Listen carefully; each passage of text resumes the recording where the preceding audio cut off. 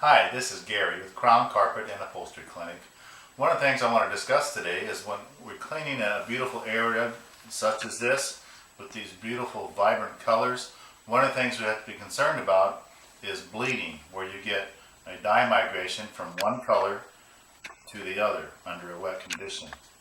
But first of all, what we're going to check for is called crocking, and this is when you get a dye transfer from an area such as this onto a white towel. And the reason you get that transfer is because there is an excess of dye in the fibers.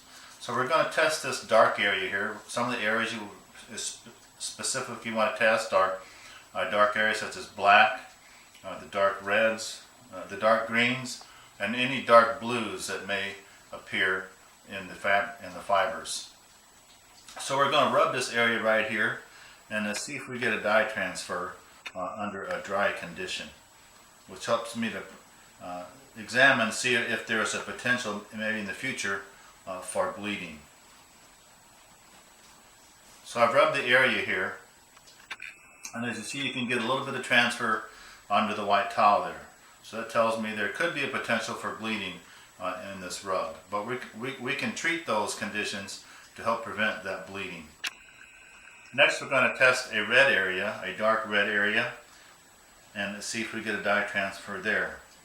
I'm expecting that we probably will, because we've already got a dye transfer from a darker color in the black. This one might be a little easier to see. We did get a dye transfer onto the white towel, as you can see there. Next, I'll test the dark green area right here and see what kind of conditions exist there.